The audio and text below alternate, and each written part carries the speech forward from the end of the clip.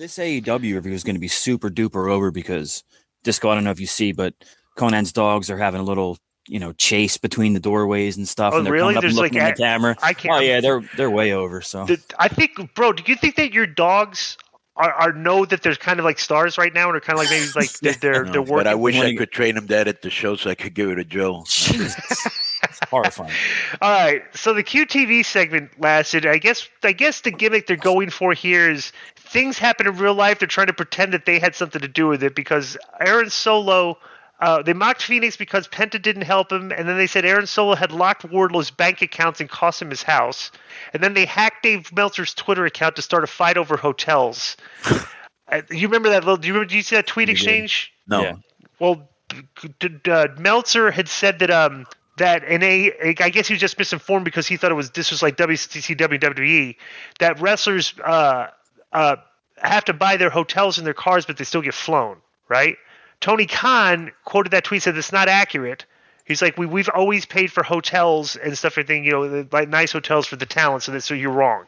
And it's kind of funny too because like it seems like Dave and Tony have been in a little rocky relationship the past like month or two. Have you noticed that, Konnan? Yeah, and you brought up some of the reasons, right? Yeah. He's been kind of like throwing shade on him, and it might have all started when he was frustrated because Punk. Over the right because he was probably telling Tony, just give me some news, bro. I'm not gonna say anything or whatever, or give me something I can say. Right. And he's like, yeah, no comment, I can't.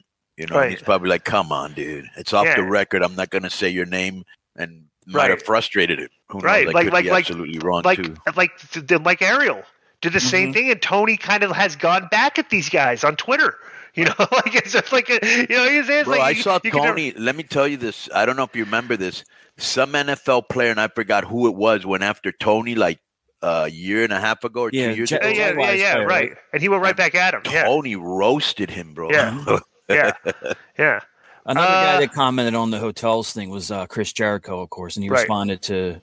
He retweeted Tony's tweet and he said, for the record, AEW is the only North American wrestling company I've worked for that has paid for my hotels and transportation consistently for every show I've worked since 1996 when Paulie paid for my rooms at the Crack Hotel in Philly. So that would be the infamous roundhouse there. Yeah. So they got Sky Blue out there against Tony Storm, who had her conceived in that hotel, Joe. No, but I was conceived after an Eagles Super Bowl loss. In beginning of 1981. Is that why you're a loser? Nothing. Yeah, well, I mean, it's bad luck to start with, right? Yeah. And the Raiders won that year, I think. So